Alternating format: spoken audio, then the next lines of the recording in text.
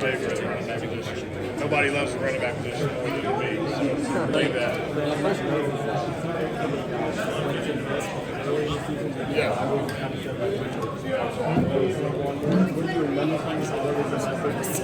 Yeah, it wasn't like a fireside chat. It was we were in the offensive meeting room, and we were 2-2 at the time. We wanted to find out how we could be able to offense, score more points, and I would say it was pretty similar to 21 when we played with the Lions, and so yeah, I would say it's a pretty similar situation.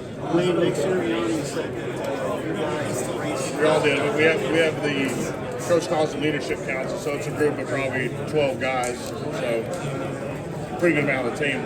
Nick said you guys embrace adversity, and you said last week in Philly that through adversity you become closer. Did you sense after the Super Bowl loss 2 years ago what happened again last year? Did you guys really grew from that, grew closer together?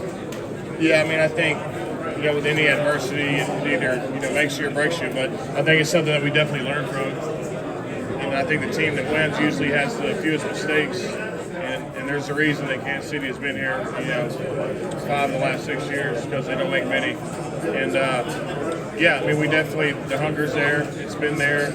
It was motivational for the, at times, but coming in this week, man, you have to be so in the moment. You can't be worried about what's going to happen, what has happened in the past. You gotta go with it, man, and go for it. Did you sense the younger players on this team jumping right in, taking your leadership, and kind of being a part of that mission? Yeah, I mean, those guys, the guys we drafted, you don't have to tell them much, man.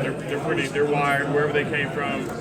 They have no issues with working. You don't have to tell them much. So. They're great competitors, and it really, hey man, it's good to see guys like that.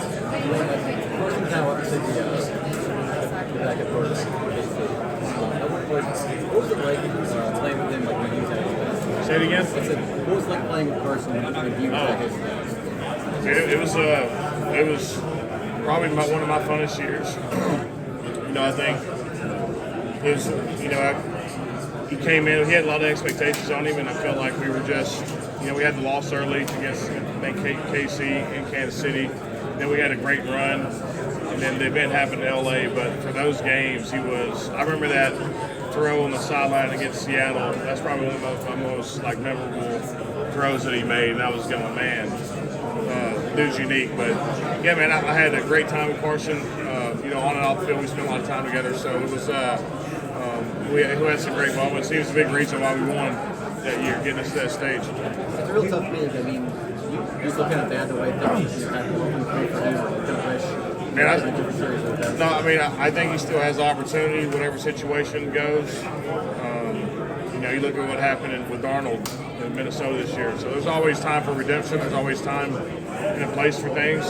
He's one of the guys that continues to work, and so. And I think he'll find his way once again. Lane, you talked about Saquon before and just the way he sort of gelled with this group. Is that sort of humility, for a star player to kind of be with the guys like that? Is that kind of unique or rare? I don't know. I think the movies make it worse than what it needs to be. No, not everybody's really divas or like that. He's. Like I said, the first day we met him, we all went golfing together. We found out pretty quick he was pretty down to earth. So it turns out he can run the ball pretty well too. So, Just a quick one. Thoughts on the reports that the president is going to be coming this weekend to the game? Say it again? Just thoughts on the reports that the president is going to be at the game this weekend? Ask him who he's pulling for. Lane, you now face the Patriots. You've defeated them in the Super Bowl. You played the Chiefs before. Yeah. The two dynasties. How did these two dynasties seem similar or different to you? Have you played them? Well, they both won a lot of games. They both, both those teams. They don't make mistakes. They're efficient. Then they have the guys and the talent to beat you just consistently. So, I mean, the one against the Patriots, it was, we didn't have nothing to lose mentality. It still feels that way now.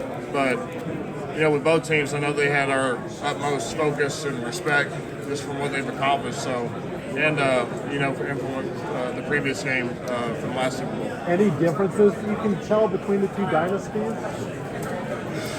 Color's a little bit different. That's about it. I'll get to it. You could share with us about what unique things you've learned from Jeff Scott.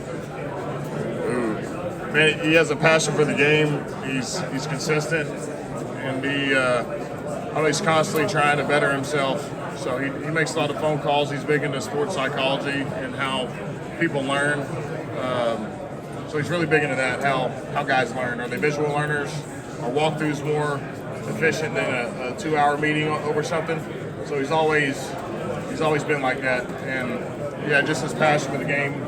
He's very, very animated in the meeting room and a lot of fun. And could you give us the example of how you communicate with safeties? I know that communication has been effective this year. From your standpoint out front, what does that look like? A lot of nonverbals. We get in the huddle and I kind of just look him in the eye in the huddle. We all kind of do that. Yeah. You guys started 2-2. Yeah. Remember what the mood of the team was like when you did that? Yeah, I felt like we had the ability to be a good team, and we weren't at the time. We were 2-2, and we wanted to figure out the rhythm of our offense. And I was telling them earlier that it was kind of similar to the 21 situation when we played the Detroit Lions. Kind of felt similar. I feel like when we played Detroit, we ran a lot more run play action instead of more consistently, shotgun, dropping back that way. So a different approach. So that's been the big key since the bye week and 15-1. We've been pretty consistent with the run play action. Whenever that was taken away, we went to throwing the ball out downfield like we played the Steelers. So we did the ball a lot then. But like I said, when you have all this firepower, we're just trying to win games. How much revenge do you plan into this game after the 2 years? Yeah, we had a quote from some of the players. It's not about revenge. We're not chasing waterfalls. So that's really it. What do you learn most quality-wise? What makes your quarterback a winner? Winning football games definitely helps, but I think just him battling adversity, whatever he had to in college. He came here to the Eagles, had to battle adversity every year. Seems like he's kind of in the same light, and he consistently has led our teams to playoffs, and it's the second Super Bowl. So but a lot of work's been put in by him. That's really it. What have you seen from him since debuting in college? Yeah, I mean everybody matures differently. When they leave college, it's he's the franchise quarterback in his second year really, and I feel like he's always maintained a lot of poise. He's always had that, and I felt like that helps. Especially the offensive side of the ball, with keeping our cool. No matter the situation. What traits does Kellen Moore have that you think could translate to being a successful head coach?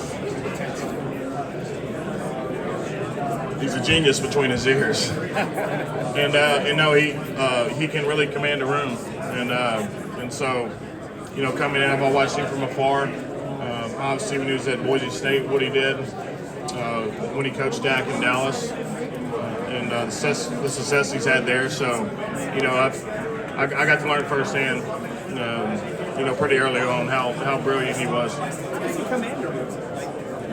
You get in front of the meeting room and you show your guys what type of mind you have, and that speaks a lot of words for you. Like, we don't run the push brotherly shove, whatever you want to call it, every time, or you're like, man, this is kind of gonna suck. You're just diving in there, throwing your body on the line over and over.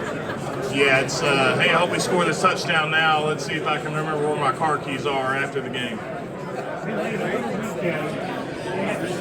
Going on, and I know that you're the senior Hall of Fame. How much of that senior bowl experience was there in those pros what we've had to deal with? Because I know these days, NIL, and all that, they're just showing how many guys will actually make the commitment to be able to play the game like that. Yeah, I mean, it's a big reason. I think I was projected third round, maybe second heading into there. And so, but really it's a way for guys from different conferences to compete, you know, other than bowl games, they don't get to see that. So it's a great way for them to see just talent all across the country and how they do in pressurized situations like a game. And yeah, so those 3 days really helped me. And, you know, NIL is what it is. I think it will develop and change, and hopefully for the benefit of the athlete. But the Senior Bowl has been around, and I think will still be. So. An opportunity to go to that game once in a while to check in, because I know it's an important part of who you are. Yeah. And obviously, it's one of the things that I like to do to cover a Senior Bowl game. Yeah. No, I got to go to the Senior Bowl Hall of Fame a couple of years ago. Other than that, I mean, I get to see it on TV. My agent's usually there every year, so down in Mobile. But other than that, I've been busy. I haven't got a chance to go. But Yeah, but you're in the Hall of Fame. How much does that mean to you being in the Senior Bowl Hall of Fame? yeah, no, it's a tremendous honor. But when I'm consumed in this lifestyle, you're so busy that you can't really enjoy, I guess, everything that you're in until you know the career's over. You're still always competing for a spot, or trying to get somebody to take your spot. So that's a very good question. You know, I think I could play from next year to, you know, let's say 4 more years. Get out before I'm 40. What do you